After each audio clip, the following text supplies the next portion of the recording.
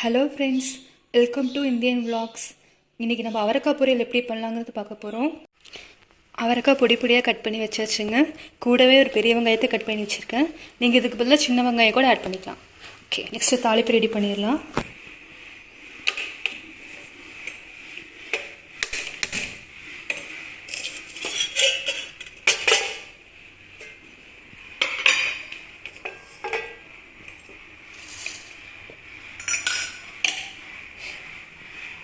எண்ணெய் ஆட் பண்ணுறாங்க.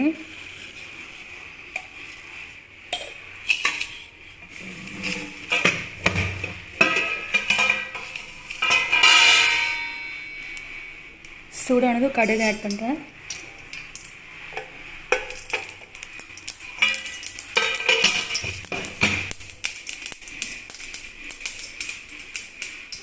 கடுகு பொரிச்சதும் பெரிய வெங்காயம் ஆட் பண்ணுறேன்.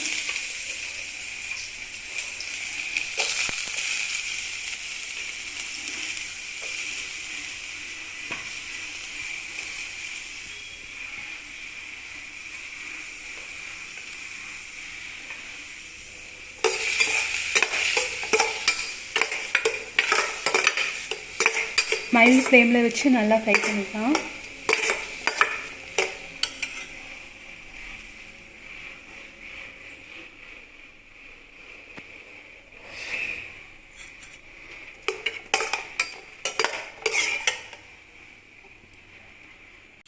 வெங்காயம் ஈஸியாக வதங்கிறதுக்காக சால்ட் ஆட் பண்ணுறாங்க.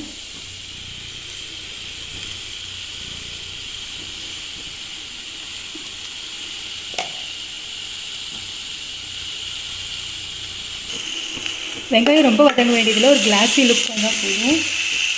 லைட்டாக சீரகம் ஆட் பண்ணுறேன், டைஜஷனுக்கு ஹெல்ப் பண்ணும். இப்போ வந்து நான் இந்த ரெசிபிக்கு மிளகாய் தூள் தான் ஆட் பண்ண போகிறேங்க. தேவைப்பட்டால் நீங்கள் ரெட் சில்லியா க்ரீன் சில்லி ஏதாவது ஆட் பண்ணிக்கலாம். பட் நான் பவுடராக ஆட் பண்ணுற மாதிரி இருந்தால் ஆயிலே சேர்த்து ஆட் பண்ணிடணும், இல்லைனா அந்த பச்சை வாசம் அப்படியே இருக்கும். ரொம்ப சிம்மில் வச்சுக்கணும் பவுடர் ஆட் பண்ணணுன்னா, தீஞ்சிடக்கூடாது. 2 பரட்டு பரட்டிட்டு நம்ம அவரைக்காய் சேர்த்துக்கலாம்.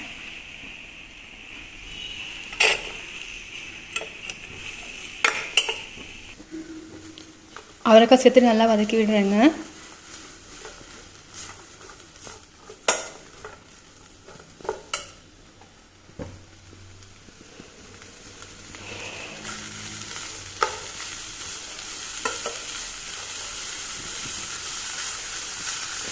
அளவுக்கு வதங்கிடுச்சு. இப்போ தண்ணி நம்ம லைட்டாக தான் ஆட் பண்ணணும், ரொம்ப ஆட் பண்ணிடக்கூடாதுன்னு.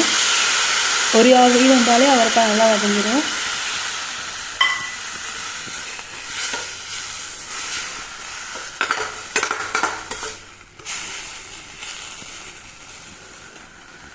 தண்ணி ஆட் பண்ணிட்டு க்ளோஸ் பண்ணி வச்சிடறேங்க.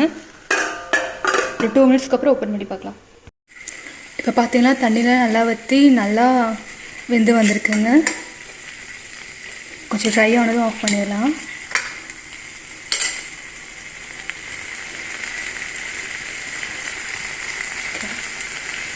ஆஃப் பண்ணுற ஸ்டேஜில் தேங்காய் துருவல் சேர்த்திக்கோங்க.